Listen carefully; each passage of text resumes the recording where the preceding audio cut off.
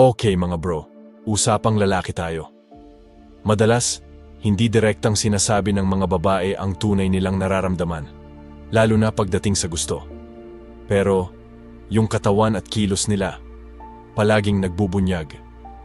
Kung naranasan mo na yung pakiramdam na gusto ka ng babae pero di ka sigurado, malalaman mo na ngayon yung mga dapat mong bantayan. Kasi karamihan sa atin hindi napapansin yon. Akala natin sasabihin lang nila o sila ang unang gagawa ng move. Pero yung attraction, lalo na yung sexual, iba yan sa babae.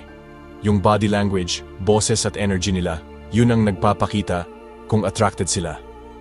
Kaya ngayon, pag-uusapan natin ang 10 bagay na ginagawa ng babae kapag nahuhumaling siya pero hindi niya aaminin. May mga subtle, may sobrang obvious na mapapaisip ka kung bakit di mo napansin. Pero pagkatapos nito, hindi ka na magdududa. Una, tinititigan kanya ng matagal at intense. Guys, hindi basta-basta tinititigan ng malalim ng babae ang lalaki kung walang siyang nararamdaman. Hindi iyan random o dahil lang sa magalang siya. Direktang subconscious sign, yan ang attraction. Kapag attracted ang babae, iba yung tingin, lumalaki yung pupils niya, tinititigan kanya ng mas matagal bago umiwas. At kung tinitingnan niya yung labi mo habang kausap ka, obvious na gusto kanyang halikan. Science yan mga bro. Yung matagal na titigan, nagpapataas ng attraction dahil nagtitrigger yan ng oxytocin. Yung hormone din na nagpapadama ng closeness at intimacy. Kaya kung nakatitigan kanya at hindi siya umiiwas agad, ibig sabihin, interesado siya. Ramdam mo na? Subukan mo, titigan mo siya ng mas matagal ng konti sa normal at ngumiti. Kung kakagatin niya yung labi niya, ngingiti, iwas tingin tapos sulyap ulit. Ibig sabihin sa'yo na yan. Pangalawa, lumalambot at bumabagal yung boses niya. Makinig kang mabuti kasi madami sa atin hindi yan napapansin. Yung boses ng babae, malaking clue yan kung may nararamdaman siya. Kapag aroused siya, bumababa ng konti yung boses niya, lumalambot, mas nagiging delicate. Mas dahan-dahan siyang magsalita, parang hinihila kanya ng hindi niya namamalayan. Bakit? Biological yan. Kapag attracted ang babae, naghahanda yung katawan niya para sa intimacy, kaya nagbabago yung tono ng boses niya, nagiging mas sexy at inviting. Kaya kung napapansin mo na kapag kausap ka niya, bumababa yung boses niya pero sa iba normal lang, hindi yan coincidence. Gusto ka niya bro. Pangatlo, lumalapit siya ng mas malapit kaysa kailangan. Mahalaga yung personal space. Kung friend lang turing niya sa'yo, may comfortable distance siya. Pero pag gusto ka niya, lumiliit yung space na yon. Hihilig siya pag nagsasalita ka kahit naririnig ka naman niya. Lalapit siya ng hindi kailangan, parang hinihila siya ng energy mo. At kung umatras ka ng konti tapos sumunod siya, yun yung way niya para lumapit. Instinctive sa babae, yun na lumapit sa lalaking gusto nila. Subconscious sign yan ng trust at desire.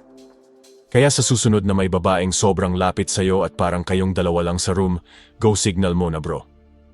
Pang-apat, hinahawakan niya yung leeg, collarbone, o buhok niya habang nakatingin sa'yo. Dito ka makinig kasi purong seduction yan. Yung leeg, collarbone, at buhok ng babae, feminine at sensitive parts, yan. Kapag hinawakan niya yan habang nakatingin sa'yo, hindi yan random. Subconscious way yan ng katawan niya para magpakita ng vulnerability at sensuality. Hahawakan niya ng bahagya yung collarbone niya, hahaplusin yung leeg niya, iikot-ikot yung buhok niya o isisingit sa likod ng tenga niya ng dahan-dahan. Biological attraction cues, yan. Hinihila niya yung attention mo sa erogenous zones, niyan nang hindi niya namamalayan. Sa susunod na makita mo na gagawin niya ito, sabihin mo, "Ang ganda ng necklace mo, saan mo nabili?" Tingnan mo yung reaction niya. Kung hahawakan niya ulit, ngingiti, o bahagyang mapapahiya, may nararamdaman siya. Okay mga bro, top 6 na tayo. Kung nahuli mo yung unang 4 na signs, alam mo nang may gusto siya. Pero itong mga susunod, mas obvious pa to. Kaya kung nakikita mo tong mga to at nagtatanong ka pa rin kung nahuhumaling siya, well bro, tigilan mo na yung pagtataka. Tara! Panlima, mas lumalalim at kapansin-pansin yung paghinga niya. Karamihan sa atin hindi yan napapansin. Kapag aroused yung babae, nagbabago yung paghinga niya. Mas nakikita yung pagtaas-baba ng dibdib niya, mas malalim yung hinga niya. At kung dahan-dahan siyang humihinga pagkatapos tumawa o magsalita, release yan ng built-up tension. Nangyayari yan kasi yung attraction nagpapataas ng oxygen demand, kaya literal na nagre-react yung katawan niya sa paghinga. Subtle, pero powerful yan. At yung best part, pwede mo yang gayahin. Dahan-dahanin mo yung paghinga mo, babaan mo yung boses mo, hayaan mong bumuo yung energy sa pagitan nyo. Kung magsimula siyang sumabay sa rhythm mo, sumasabay na yung katawan niya sa'yo. Dun mo malalaman na nasa palad mo na siya. Pan-anim, nagdadahilan siyang hawakan ka. Simple rule, hindi hahawakan ng babae yung lalaking hindi niya gusto. Kaya kung naghahanap siya ng reason para hawakan ka, kahit maliit lang, hindi yan accidental. Aksidente niyang mahahawakan yung kamay mo pag inaabot yung inumin niya. Hahawakan niya yung braso mo pag tumatawa kahit hindi naman nakakatawa. Yung patawa mo, ipapatong niya yung kamay niya sa balikat mo pag may point siya. Physical closeness yan. At yung best part, kung comfortable siyang hawakan ka muna, green light na yan para i-escalate mo yung physical connection. Ang tanong na lang, mapapansin mo ba? Pampito. Mas madalas niyang kinakagat o dinidilaan yung labi niya. Instinct yan. Kapag kinakagat ng babae yung labi niya, dinidilaan o hinahaplos yung lower lip niya, hindi lang siya nag-moisturize. Nagpapadala siya ng message. Kasi kapag aroused yung babae, mas sensitive yung lips niya kaya subconscious yung lip movements niya. Deep down, iniisip niya yung kissing. Kaya sa susunod na kasama mo siya at kinakagat niya, yung labi niya habang nakatingin sa'yo o dinidilaan niya yung labi niya habang nagsasalita ka, yun yung sinasabi ng katawan niya yung gusto niyang sabihin. Pangwalo, hindi siya mapakali sa damit niya o inaayos niya to. Napansin mo na ba yung babaeng inaayos yung dress niya, yung top niya, o pinapakinis yung jeans niya pagkasama ka niya? Hindi yan about fashion. Subconscious way yan para siguraduhin niyang maganda yung tingin niya sa'yo. Pwedeng hilahin niya yung skirt niya o bahagyang hilahin yung neckline niya. Inaayos niya yung straps niya, yung jewelry niya, o nilalaro yung sleeves niya. Pinapakinis niya yung damit niya kahit walang reason. Nervous energy move yan. Nagre-react yung katawan niya sa attraction.